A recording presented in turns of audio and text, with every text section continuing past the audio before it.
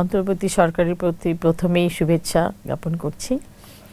সবচেয়ে বড় কথা যে তারা যখন এখন তো তারা কাজ করছে, আপনারা যেমন মিস করেছেন গানগুলো, আমি তেমন আপনাদেরকে মিস করেছি, আমার দর্শক শ্রোতাদেরকে মিস করেছি, আমার লিসেনারদেরকে মিস করেছি, আমি আমার দেশের মানুষকে মিস করেছি। সত্যি এটা একটা অনেক সময়, 16 বছর কম সময় না। 8 বছর দেশের বাইরে ছিলেন, তো এর কারণটা সবাই জানতে চায়, এর কারণটা কি ছিল? জানতে চাইবে কেন, সবাই জানে তো কেন। আপনার মুখ থেকে যদি একটু শুনতে চাই। কারণ যে বাংলাদেশে যে ক্রাইসিসটা ছিল, হ্যাঁ, বাংলাদেশে ওই ক্রাইসিসের জন্যই আমাকে চলে যেতে হয়েছে। দেশে ইন্ডাস্ট্রি ছিল না, মিউজিক্যাল ইন্ডাস্ট্রি নেই, মিউজিক্যাল ইনস্টিটিউশন নেই, মিউজিক্যাল ওয়ার্কশপ নেই, মিউজিক্যাল মানে এক্সারসাইজ নেই, মিউজিক্যাল কনসার্ট নেই। তাহলে একটা শিল্পী এগুলো যদি না থাকে তো শিল্পী করবে কি?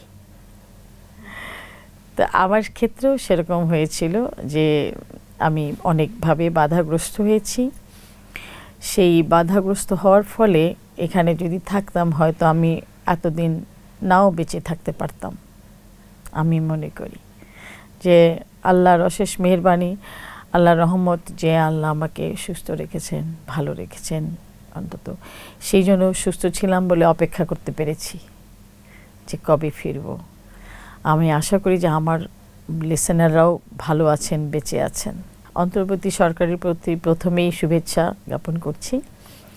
সবচেয়ে বড় কথা যে তারা যখন এখন তো তারা কাজ করছে, আমাদেরকে সবাই দেশের মানুষ যেভাবে অপেক্ষায় আছে, আমিও সেভাবেই অপেক্ষায় আছি, আশা নিয়ে যে নিশ্চয়ই ভালো কিছু হবে।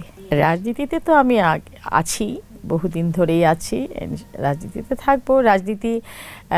রাজনীতি তো একটা শুধু মানে বসে বসে ভাবার বিষয় নয়, ইটস এ ফিল্ড ওয়ার্ক।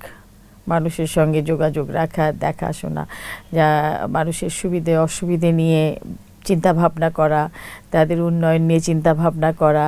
একটি দলের সঙ্গে আমি যেহেতু সম্পৃক্ত আছি, এই দলের ঘরে আছে, তো আমার দল জাতীয়তাবাদী দল বিএনপি, এটা অনেক বড় একটি দল, মানে এত বড় দল কিন্তু কোথাও দেখা যায় না, এত বড়।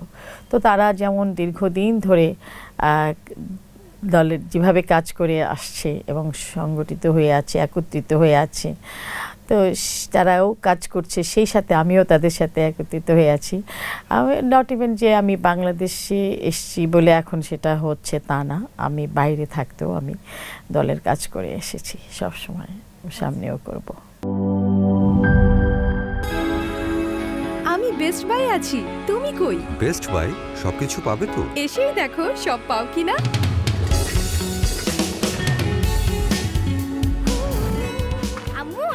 আরে বেস্ট বাইতে তো দেখি সবই আছে।